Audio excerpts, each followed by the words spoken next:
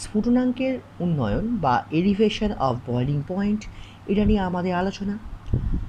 সবার আগে আমাকে স্ফুটনাঙ্কের উন্নয়ন সম্পর্কে বলতে গেলে স্ফুটনাঙ্ক কী সেটা জানতে হবে। স্ফুটনাঙ্ক কী? তো স্ফুটনাঙ্ক জিনিসটা কি না, যে নির্দিষ্ট উষ্ণতায় কোনো তরল ফুটতে শুরু করে, যে নির্দিষ্ট উষ্ণতায় কোনো তরল ফুটতে শুরু করছে, তরল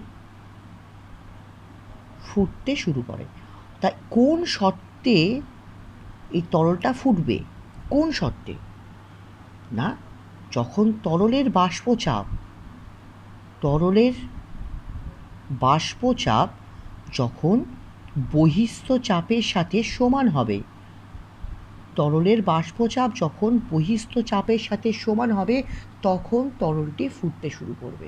সেই নির্দিষ্ট উষ্ণতাকে বলা হচ্ছে কি স্ফুটনাঙ্ক। ঠিক আছে, তো আমরা জানবো কি স্ফুটনাঙ্কের উন্নয়ন।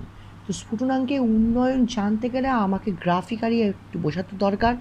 তার জন্য কি দরকার? বাষ্পচাপ বনাম উষ্ণতার লেখচিত্র আঁকতে হবে। এদিকে বাষ্পচাপ ক্রমশ বৃদ্ধি পাচ্ছে, এদিকে উষ্ণতা রয়েছে। তাহলে ধরে নেওয়া যাক এখানে একটা প্রেশার নিচ্ছি, যেটাকে বলা হচ্ছে পি, তাকে বলা হচ্ছে বহিস্থ চাপ। বহিস্থ চাপ আমরা জানি দ্রবণের যে স্ফুটনাঙ্ক সেটা বেশি হচ্ছে, কিন্তু কেন বেশি হচ্ছে সেটাই আমরা এখন জানবো। সেটাই কেন স্ফুটনাঙ্কের উন্নয়ন কি সেটাই জানবো। তো দেখা যাক, সবার প্রথমে চলে আসি, আমরা বাষ্পচাপ সম্পর্কে জানি।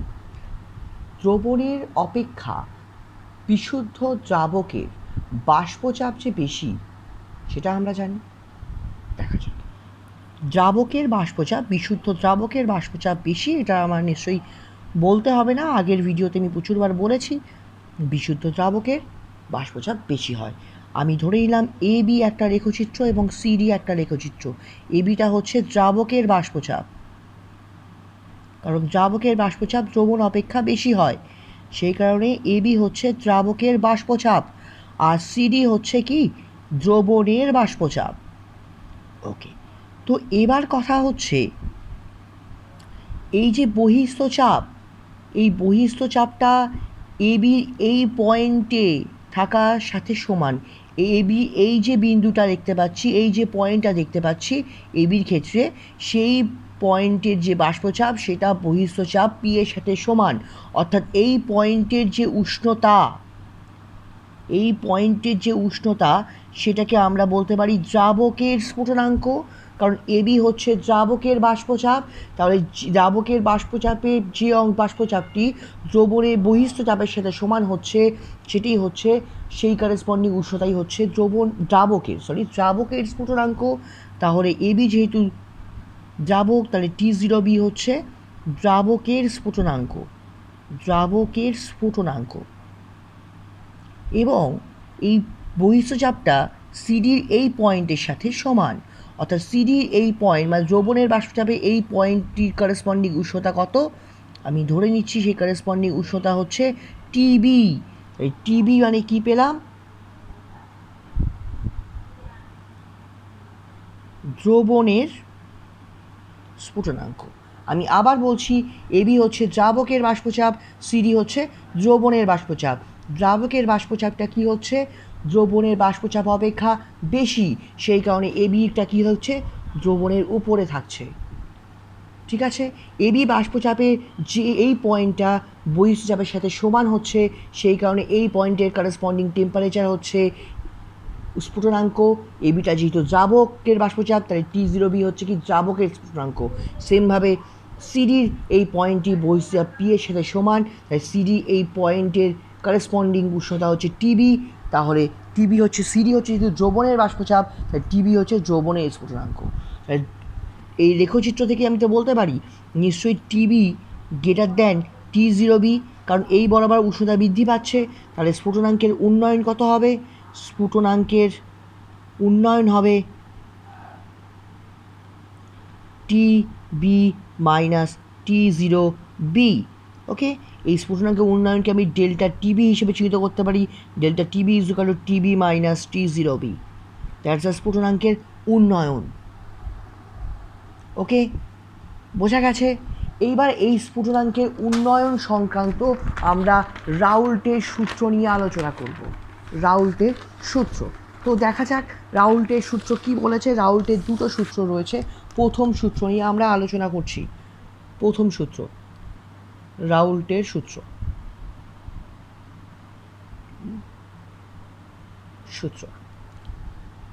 ওকে, তো সবার প্রথমে রাউল্টের সূত্র সম্পর্কে বলতে গেলে কি বলতে হবে না, দ্রবণের যে একটা পাত্র নেওয়া হয়েছে তার মধ্যে ধরে নাও বিশুদ্ধ দ্রাবক ছিল, দ্রাবক রয়েছে, এর সাথে আমি দ্রাব যোগ করছি।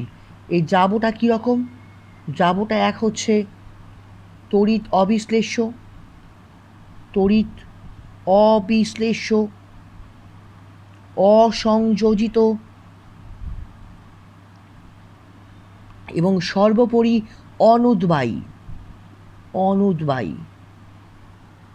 ওকে, এই যে দ্রাবকটা যোগ করেছি তার প্রকৃতি কী কী? তড়িৎ অবিশ্লেষ্য, অসংযোজিত এবং অনুদ্বায়ী।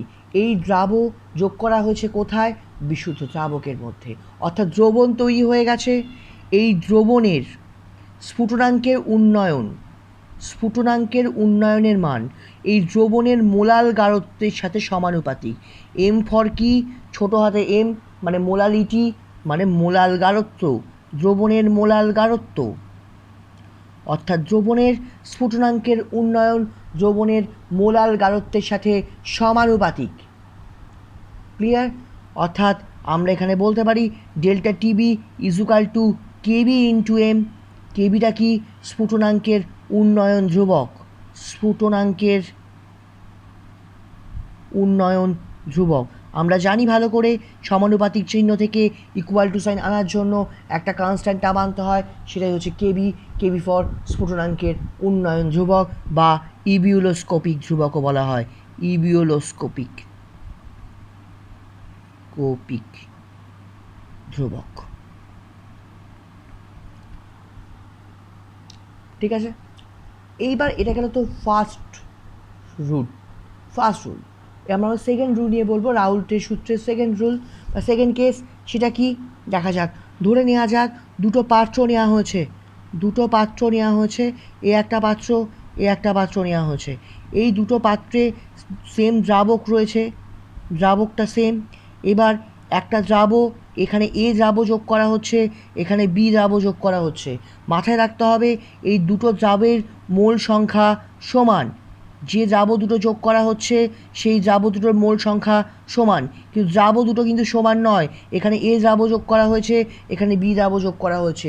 দ্রাব দুটোর প্রকৃতি আলাদা কিন্তু মোল সংখ্যা সমান। মোল সংখ্যা সমান হওয়ার জন্য দুটো ক্ষেত্রেই, উভয় ক্ষেত্রে ডেল্টা টিবি অর্থাৎ স্ফুটনাঙ্কের উন্নয়নের মান কী হবে? সমান হবে। কারণ আমি আবার বলছি, কারণ না স্ফুটনাঙ্কের উন্নয়ন একটি সংখ্যাগত ধর্ম বা কলিগেটিভ প্রপার্টি। কলিগেটিভ প্রপার্টির গল্প আমি আগেই বলেছি যে দ্রবণের যে সকল ধর্ম দ্রাবের প্রকৃতির উপর নির্ভর করে না, দ্রাবের সংখ্যার উপর নির্ভর করে, সেটা হচ্ছে কি? কলিগেটিভ প্রপার্টি বা সংখ্যাগত ধর্ম। যে স্ফুটনাঙ্কের উন্নয়ন একটি সংখ্যাগত ধর্ম, তাই দুটো ভিন্ন দ্রাব এ আর বি তাদের প্রকৃতি আলাদা, কিন্তু যেহেতু যে মোল সংখ্যা সেম সেই কারণে উভয় ক্ষেত্রে কী হয়েছে? স্ফুটনাঙ্কের উন্নয়নের মান সমান হয়েছে। এটাই হচ্ছে রাউল্টের দুটো সূত্র। ঠিক আছে, আমরা যেই ইকুয়েশনটা পেয়েছি delta TB proportional to M বা delta TB equal to KB into M, আমরা যে পেয়েছি রাউল্টের সূত্র অনুযায়ী, সেখান থেকে আমরা কেবি এর ডেফিনেশান লিখবো এবার। ঠিক আছে, দেখা যাক স্ফুটনাঙ্কের উন্নয়ন ধ্রুবক বা ইবিউলোস্কোপিক ধ্রুবকের ডেফিনেশন কী করে লেখা যায়। Delta TB equal to KB into M. এখানে আমি যদি এম এর মানটা 1 ধরে নেই তাহলে আমি বলতে পারি delta TB equal to KB, M equal to 1 মানে একক মোলাল গাঢ়ত্ব, একক মোলাল গাঢ়ত্ব সম্পন্ন দ্রবণের, একক মোলাল গাঢ়ত্ব সম্পন্ন দ্রবণের স্ফুটনাঙ্কের উন্নয়নই হচ্ছে স্ফুটনাঙ্ক উন্নয়ন ধ্রুবক। ঠিক আছে, তো একক মোলাল গাঢ়ত্ব সম্পন্ন দ্রবণটাকে আমি যদি না বলে আমি একটু গুছিয়ে বলতে চাই, তাহলে আমি আরেকটু ভালোভাবে মোলারিটির সংজ্ঞাটা মনে করে নেই। মোলারিটির সংজ্ঞা আমি কী বলেছিলাম?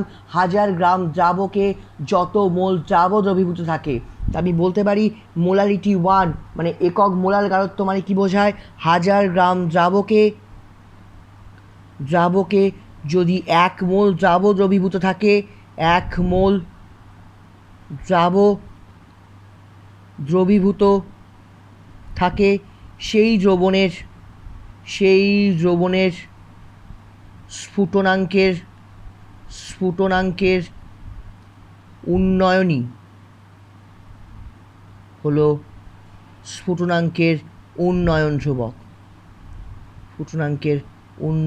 ধ্রুবক। সহজ ব্যাপার। এম ইজুকাল টু যদি 1 করে দেওয়া হয়, তাহলে আমি যেটা টিবি ইজুকাল টু কেবি বলতেই পারি, ওখান থেকে ডেফিনেশন বলতেই পারি। তো এখান থেকে আমি আবার কেবির একক নির্ণয় করব। KB equal to delta TB by M লেখা যায়। কেবি ইজুকাল টু কি? Delta TB by M. Okay, delta TB unit কি? কেলভিন। আর মোলারিটির ইউনিট কি হবে? মোল পার কেজি। ওকে, তাহলে কী হবে একক? Kelvin, kg, mole inverse. Clear? সহজ ব্যাপার, কোনো সমস্যা নেই এখানে, কোনো জটিলতা বা কোনো সমস্যা এর মধ্যে নেই। বুঝতে পেরেছি? সহজ জিনিস। এবার শুধু আমাকে মাথায় রাখতে হবে যে দ্রাবের আণবিক ভরের যে সমীকরণটা আমরা স্ফুটনাঙ্কের উন্নয়ন থেকে পাই, সেটা আমরা প্রমাণ করব বা সেটা আমরা দেখাবো। ধরে নাও আমরা বললাম delta TB equal to KB into M. তো ধরি W1 গ্রাম দ্রাবকে W2 গ্রাম দ্রাব উপস্থিত। আমরা তো জানি মোলারিটি মানে 1000 গ্রাম দ্রাবকে যত মোল দ্রাব থাকে, 1000 গ্রাম দ্রাবকে যত মোল দ্রাব থাকে। তাহলে আমি এখান থেকে দ্রাবের মোল সংখ্যা বের করে নেই। দ্রাবের মোল সংখ্যা ইজুকাল টু ভর বাই আণবিক ভর W2 বাই M2। W2 মানে কি? দ্রাবের ভর। M2টা কি? দ্রাবের আণবিক ভর। অর্থাৎ আমি বলতেই পারি W1 দ্রাবকে দ্রবীভূত দ্রাবের মোল সংখ্যা W2 বাই M2 বলতেই পারি। তো W1 গ্রাম দ্রাবকে দ্রবীভূত দ্রাবের মোল সংখ্যা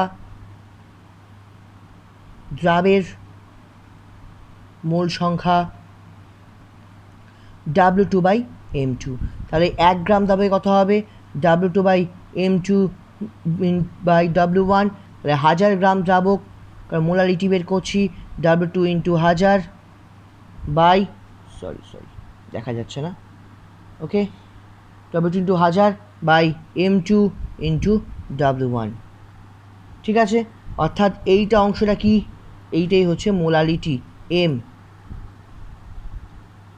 ওকে, তাহলে আমি বলতে পারি delta TB equal to KB into M. এমের জায়গায় এক্সপ্রেশনটা বসিয়ে দাও। Delta TB equal to KB into W2 into 1000 by M2 into W1।